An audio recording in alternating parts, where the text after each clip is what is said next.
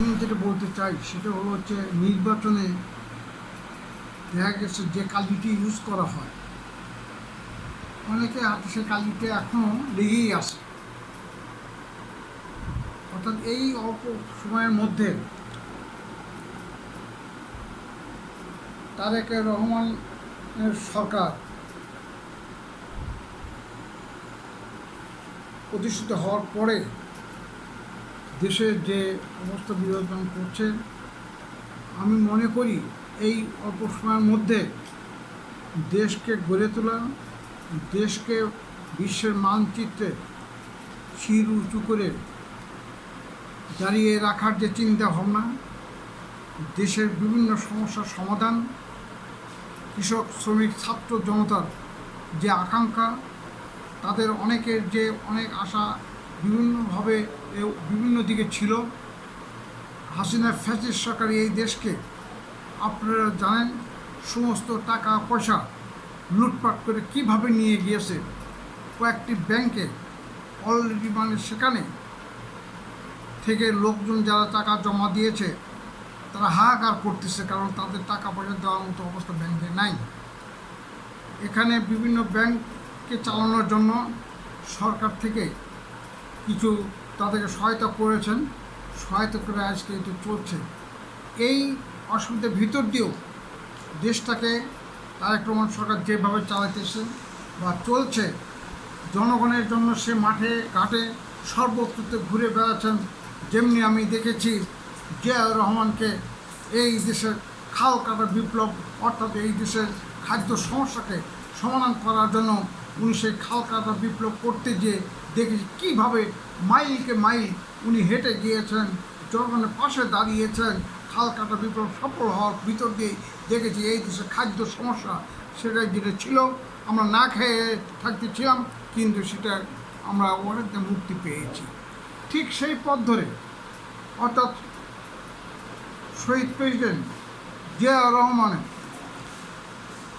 যে কাজটি করেছেন দেশকে গড়ে তোলার জন্য, দেশকে বিশ্বের মানচিত্রে শির উঁচু করে দেওয়ার জন্য, জাতীয় আন্তর্জাতিক প্রেক্ষাপটে দেশকে যেখানে নিয়ে যাওয়ার জন্য চেষ্টা করেছিলেন, ঠিক সেই পথ ধরেই এবং দেশনেত্রী বেগম খালেদা জিয়ার যে গণতন্ত্র তার যে দৃঢ়তা, সেই দিকে লক্ষ্য রেখে আজকে বাংলাদেশের তারেক রহমান ঠিক সেই পথ ধরেই এগিয়ে যাচ্ছে।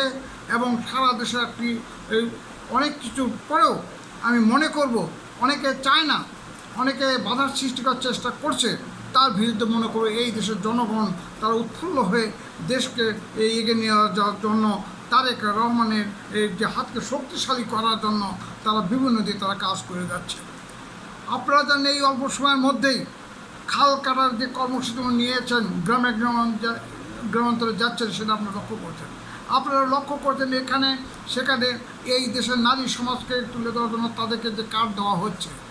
আপনারা লক্ষ্য করেছেন এখানে স্কুলের ছাত্র ছাত্রী তাদেরকে কীভাবে উনি তাদেরকে শিক্ষার মান উন্নত পর্যায়ে নিয়ে যাওয়া এবং তাদেরকে গড়ে তোলার জন্য যে চেষ্টা, প্রাণান্ত চেষ্টা সে চালিয়ে যাচ্ছে। কীভাবে আপনারা জানেন এই দেশের যে মসজিদ, এখানে যে আমাদের ধর্ম ও উপাসনালয়, আমাদের মসজিদ মন্দির সহ যারা যেখানে আছে সেই তার পুরোহিত এবং আমাদের যে এই মসজিদের ইমাম, এখানে মুয়াজ্জিন সহ সবাই যাতে ঠিকমতো দায়িত্ব পালন করতে পারে, সবার জন্য একটা ন্যূনতম হলেও উনি সকলের জন্য একটা ব্যবস্থাপনা করে দিয়েছেন। তা কিনা এখানে বিশ্বের মানচিত্রে নতুন একটা রেকর্ড সৃষ্টি হয়েছে বলে আমরা মনে করি। আজকে এই বাংলাদেশে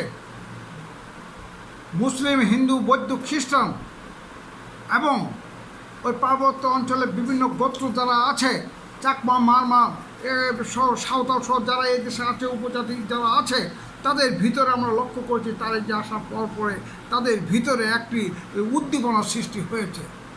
আপনারা জানেন এই দেশে যে আজকে দ্বন্দ্ব, এই চাকমাদের নিয়ে যে দ্বন্দ্ব, সেই তৎকালীন সরকার মুজিব সরকার সেখানে চাকমাদের বলেছিল তোরা সবাই বাঙালি হয়ে যা। এরপর থেকে ওই পার্বত্য অঞ্চলে সেখানে অশান্তির সৃষ্টি হয়ে যায়, সেখানে শান্তি বাহিনী তৈরি করে আমার দেশটাকে বিচ্ছিন্নতাবাদী আন্দোলনে তারা নেমে পড়ে। কিন্তু সেই দিনে দেখেছি সেই জিয়াউর রহমানের প্রান্ত চেষ্টা, তার দূরদর্শিতা দিয়ে সে তা মোকাবেলা করেছে। এই করার পরেই এই দেশে এখানে সকলেই আজকে ঐক্যবদ্ধভাবে সারা বাংলাদেশটাকে তার বিশ্বের মানচিত্রে তারা তুলে ধরার চেষ্টা করছে। বাংলাদেশের জনগণ সব ঐক্যবদ্ধ থাকুক, বাংলাদেশের জনগণ সকল ধর্মাবলম্বী লোকজন সবাই একভাবে থাকুক। সব কিছুর মূলে হলো আমার এটা বাংলাদেশ। এই যে আমার বাংলাদেশের চিন্তার চেতনা, এটি নিয়ে তারেক রহমান সরকার তার সে আস্তে আস্তে সে এগিয়ে যাচ্ছে এবং সর্বত্র তার নেতৃত্বে সব কিছু গড়ে উঠতেছে। আপনি এটা জানেন, এখানে অল্প সময়ের মধ্যে সে ঘোষণা দিয়েছে 25 কোটি গাছ রোপণ করা হবে। এখানে যে ভারসাম্যতা, বায়ুমণ্ডলের যে ভারসাম্যতা, আবহাওয়ার যে ভারসাম্যতা, তা লক্ষ্য করার জন্য 25 কোটি গাছ রোপণ করার জন্য চেষ্টা করছে। ইতিমধ্যে জানেন গ্রামে গ্রামে এই বৃক্ষরোপণ করার একটা সাড়া পড়ে গেছে। আমি সেটি লক্ষ্য করেছি, স্কুলের শিশুরা পর্যন্ত তারা নেমে গেছে, গাছ লাগাবো, দেশকে গড়ে তুলব। এই যে একটা অবস্থা, এটা মানে ভাবতেও আমার অবাক লাগে যে কীভাবে সম্ভব এই কাজগুলো হইতেছে। আপনি জানেন তারেক রহমান তার যে চালচলন, তার যে বিভিন্ন জায়গায় গ্রামে ছুটে বেড়াচ্ছে, কীভাবে কাজগুলো করতেছে আপনারা লক্ষ্য করেন। একটা মুহূর্ত তিনি অন্যদিকে তিনি দিতেছেন না। উনি একটি কথা বলছে, আমাদের সকল দিকে সম্পূর্ণ হতে হবে এবং বিলাসিতা সব বর্জন করে আমরা যাতে ঠিকমতো চলতে পারি সব কিছু করতে হবে। এই যে জিনিসটা, এই কারণে আপনারা জানেন খাদ্য তালিকায় সব কিছুতে তার ভিন্ন ধর্মী একটি কাজ করে যাচ্ছে। অনেক জায়গায় দেখা গেছে সে যাবে অনেক কিছু তৈরি করছে, কিন্তু উনি দেখা গেল সেই শহীদ প্রেসিডেন্ট জিয়া রহমান বহুদলীয় গণতন্ত্রের প্রবক্তা, উনি যেভাবে চলতেন, যেভাবে খাওয়া দাওয়া সব কিছু করতেন, সেই পথে উনি এগিয়ে যাচ্ছেন। আর যে খাওয়া দাওয়া কমাতে হবে, আমাদের জনগণের পাশে নিয়ে আমাদের এগিয়ে যেতে হবে। আমি লক্ষ্য করেছি ইতিমধ্যেই সারা দেশে এখানে জনগণের ভিতরে একটি সাড়া পড়ে গেছে। সেই সাড়াটি হলো হচ্ছে শহীদ প্রেসিডেন্ট যেভাবে গ্রামে ছুটে যে জনগণে একত্রিত করছে, আজকে তারই সন্তান, আজকে আমাদের সেই প্রধানমন্ত্রী তারেক রহমান সেই পথে অনুকরণ করে এই দেশে গ্রামান্তর ঘুরে এখানে জনগণকে সুসংগঠিত করে বিশ্বের মানচিত্রে বাংলাদেশকে শির উঁচু করে দাঁড়ানোর জন্য পদক্ষেপ তাড়াতাড়ি নিয়েছে। আরেকটা জিনিস আমাদের গৌরব, এই যে কয়েকটা দিন গেল অনেকে চিন্তা করেছিল, বিভিন্ন ধরনের মতামত বিভিন্ন ধরনের প্রশ্ন করতেছিল, সেটাকে উপেক্ষা করে উনি মালয়েশিয়া এবং চীন সফর করে আসছেন। আমি মনে করি মালয়েশিয়া এবং চীন সফর একটা সার্থক হয়ে গেছে। আমাদের অনেক আশা আকাঙ্ক্ষা এর ভিতরে আছে বলে আমি বাস্তবায়ন হবে বলে আমি মনে করি। আজকে চীনে এখানে তারা প্রস্তাব দিয়েছে একটি করিডোর করার জন্য, অর্থনৈতিক করিডোর। এটাও আমাদের জন্য একটি এখানে প্লাস পয়েন্ট বলে আমি মনে করি। তৎসঙ্গে এখানে যে কূটনীতি কর্মকাণ্ড সে চালিয়ে যে এখানে আমরা লক্ষ্য করেছি, এই যে রোহিঙ্গা সমস্যা, যে সমস্যাটা এখানে হাসিনা করে গিয়েছিল, সে কেন করে গিয়েছিল?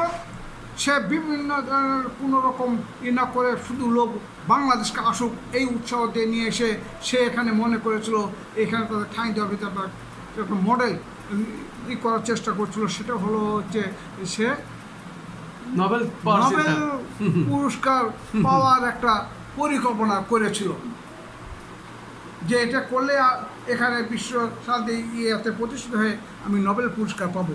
কিন্তু তা যে আজকে বুমেরাং হয়ে গিয়েছে। আজকে আমার দেশের এখন গলায় বেঁধে গিয়েছে এই রোহিঙ্গা সমস্যা, যে রোহিঙ্গা সমস্যা নিয়ে আজকে বিভিন্নভাবে পরিস্থিতি মোকাবেলা করার জন্য এই তারেক রহমান সে বিশ্বে যে প্রথমেই যে সফর, সেই সফরে তিনি এই রোহিঙ্গাদের সমস্যার কথা জোরালোভাবে বলেছে এবং তার যে বক্তব্য, তার যে চিন্তা, সেই দিকে আমি লক্ষ্য করেছি। চীনের সে প্রেসিডেন্ট, চীনের যে নেতৃবৃন্দ, তারা সবাই এটা প্রশংসা করেছে এবং তারা আশ্বাস দিয়েছে, হ্যাঁ আমরা রোহিঙ্গা সমস্যা সমাধান করার জন্য আমরা দৃঢ়ভাবে বসে আমরা কাজ করব। এই যে জিনিসটি এর ভিতর দিয়ে আজকে আমরা লক্ষ্য করছি, আজকে বিশ্বের বিভিন্ন জায়গায় সারা পড়ে গেছে। এই আজকে আমাদের তিস্তার একটা প্রকল্প, আমাদের দেশে অনেকে বলতেছিল আর বোধহয় তিস্তা প্রকল্প কিছু হবে না, কিন্তু চীন সফরকে যাওয়ার ভিতর দিয়ে প্রমাণ হয়ে গেছে আমাদের তিস্তার যে মহা পরিকল্পনা নেওয়া হয়েছে সেটা ইনশাআল্লাহ সমাধান। শুধু তিস্তাকে কেন্দ্র করে যে সমাধান হবে তা নয়, জাতীয় আন্তর্জাতিক প্রেক্ষাপটে এর যে একটা প্রভাব অর্থনৈতিক সামাজিক সব দিক দিয়ে ইনশাল্লাহ বাংলাদেশ তার নিজের পায়ে দাঁড়াবে বলে আমি মনে করি। সেই দিকে লক্ষ্য রেখে আজকে আপনি জানেন তারেক রহমান সে যেমনিভাবে জিয়াউর রহমান কোনো রকম সময় নেননি, তিনি শত শত মাইল উনি হেঁটে গিয়েছেন, উনি সবাইকে একত্রিত করার চেষ্টা করেছেন যে আসুন আমরা সবাই এই ঐক্যবদ্ধভাবে আমরা বাংলাদেশটাকে আমরা বিশ্বের মানচিত্রে তুলে ধরার জন্য যা যা পদক্ষেপ নেওয়া দরকার, অর্থনৈতিক শুদ্ধ আমাদের খাদ্য সমস্যা আমাদের সকল সমস্যা আমরা সবাই নিজেরা তৈরি করি। আজকে আমি মনে করি এই দেশের বিভিন্ন দল বিভিন্নভাবে আছে, আমি বিভিন্ন জন চিন্তাভাবনা করছে, দেশ যেভাবে চলছে তার বিরুদ্ধে তারা বিভিন্ন ধরনের চক্রান্তে লিপ্ত রয়েছে।